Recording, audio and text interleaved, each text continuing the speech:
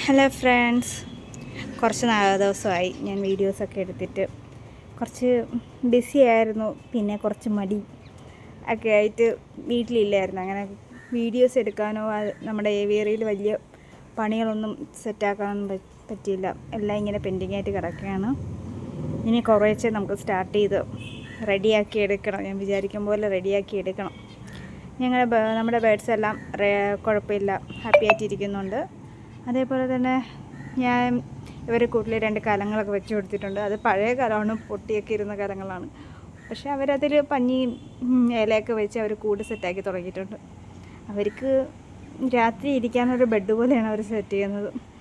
രാത്രി ആ കലത്തിൻ്റെ അകത്ത് ഇരിക്കും. കുഴപ്പമില്ലാണ്ട് എല്ലാവരും ഇരിപ്പുണ്ട്.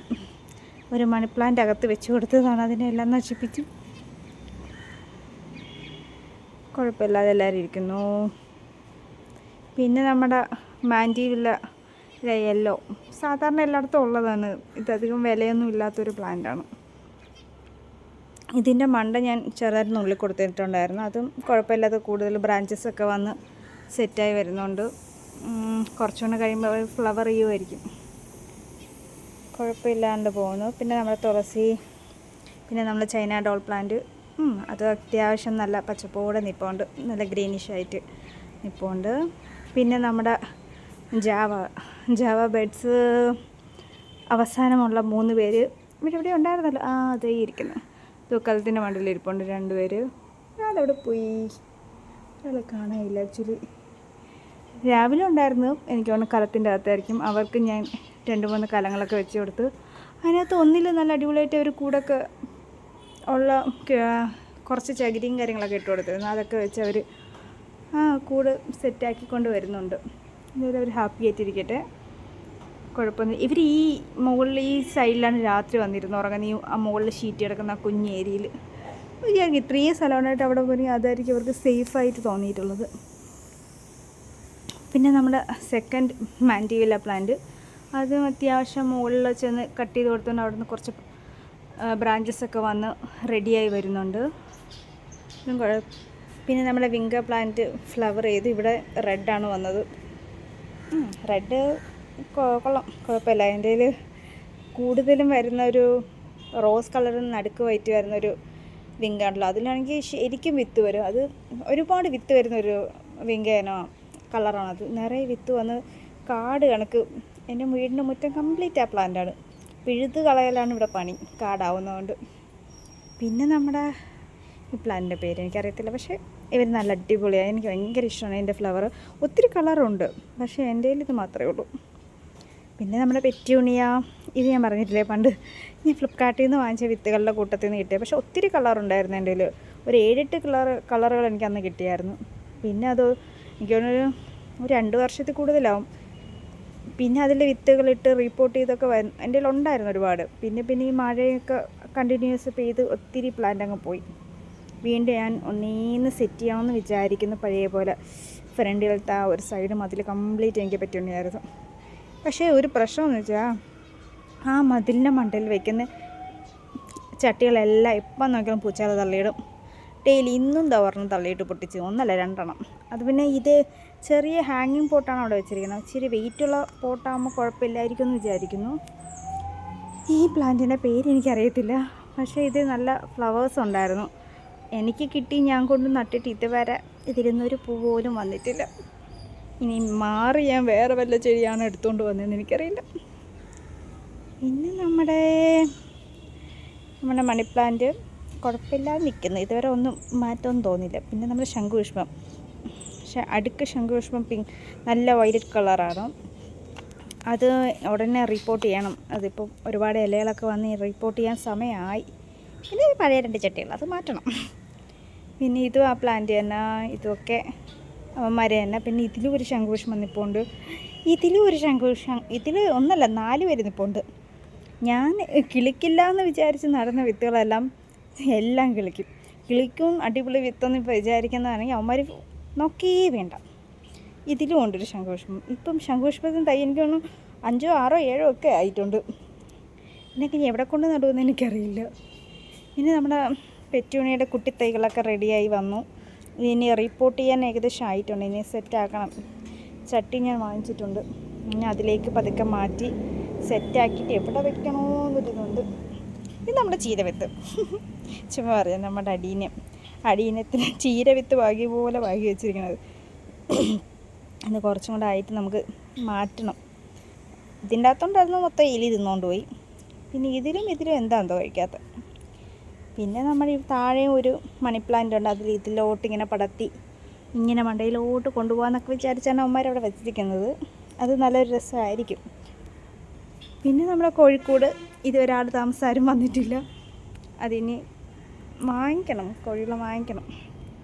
പിന്നെ നമ്മൾ നട്ട വിത്തുകളൊക്കെ ആരൊക്കെയെന്നൊന്നും എനിക്കറിയത്തില്ല. ചിലതൊക്കെ കിളിച്ചിട്ടുണ്ട്. ഇതേതോ പടർന്നു പോകുന്നൊരു പ്ലാന്റാണ്. ഇതെന്താണ് ഏതോന്ന് എനിക്ക് മനസ്സിലാവുന്നത്. പക്ഷേ ഇതിൻ്റെ പോക്ക് കണ്ട് നീണ്ടു പോകുന്നത് കണ്ടിട്ട് ഈ വള്ളിയൊക്കെ കണ്ടിട്ട് മിക്കവാറും പടർന്നു പോകുന്ന ഒന്നാണ്. പക്ഷെ ശംഖുപുഷ്പമല്ല, ബട്ട് എന്തോ ആണ്. പിന്നെ നമ്മുടെ ഇതിനകത്ത് സൺഫ്ലവർ ഉണ്ടായിരുന്നു. അത് കിളിച്ചത് കംപ്ലീറ്റ് എലി കഴിച്ചു. ഇത് എലി വിഷം.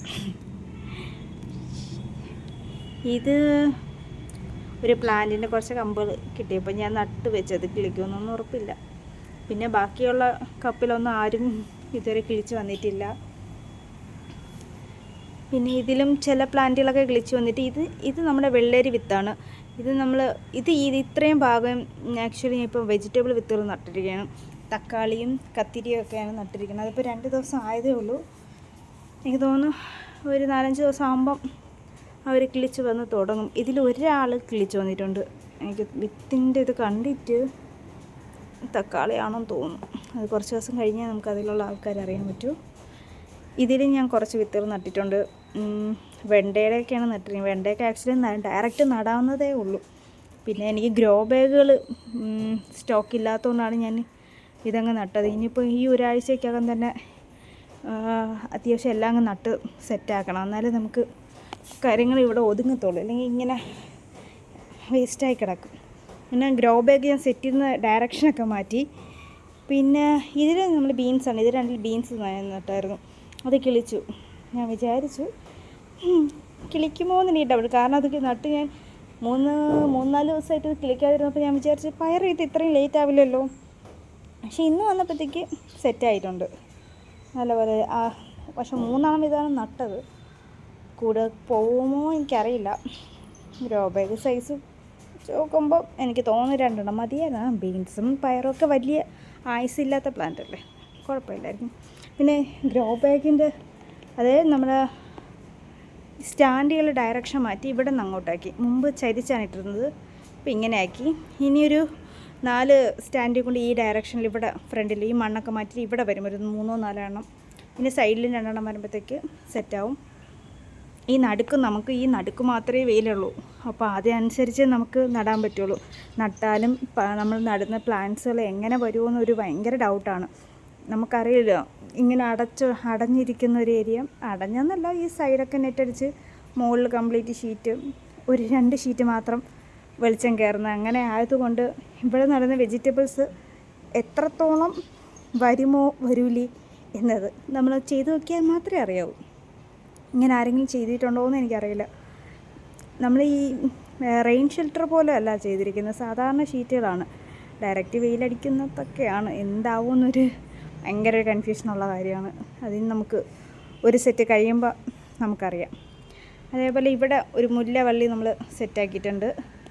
അപ്പുറത്ത് നമ്മുടെ പിച്ചിയും റെഡിയായി വരുന്നുണ്ട്. 2 പേർക്കും മുകളിലോട്ട് ഞാൻ ഒരു കയറൊക്കെ സെറ്റ് ചെയ്ത് വെച്ചിട്ടുണ്ട്. അവരും കുഴപ്പമില്ലാണ്ട് പോകുന്നു. ഇനി ഇവിടേക്ക് ഒന്ന് ഈ ഗ്രോ ബാഗെല്ലാം സെറ്റായി കഴിയുമ്പോഴത്തേക്ക് ഇവിടെ ക്ലീൻ ആവും. അതുവരെ ഇവിടെ അലങ്കോലമായിരിക്കും. കുറച്ച് കരിയിലൊക്കെ എടുക്കാനുണ്ട്. എടുത്താലേ ഇനി ബാക്കി പരിപാടി നമുക്ക് ചെയ്യാൻ പറ്റത്തുള്ളൂ. അങ്ങനെ ഇരിക്കുക. പിന്നെ 2 സെറ്റ് ഗ്രോ ബാഗ് നമ്മൾ വാങ്ങിച്ചിട്ടുണ്ട്. അതിന്ന് ഓപ്പൺ ചെയ്തിട്ടില്ല. അത് നമുക്ക് ഓപ്പൺ ചെയ്ത് നോക്കണം. ഇന്ന് ഓർഡർ ചെയ്തതല്ല, ഇന്ന് വന്നതേ ഉള്ളൂ. ക്വാളിറ്റി എങ്ങനെയാണെന്ന് എനിക്ക് ഒരു അറിവില്ല. ഞാൻ മുമ്പ് വാങ്ങിച്ച ബ്രാൻഡൊന്നും അല്ല ഞാൻ വാങ്ങിച്ചത്, വേറൊരു ബ്രാൻഡ് ആയതുകൊണ്ട് എനിക്കറിയില്ല.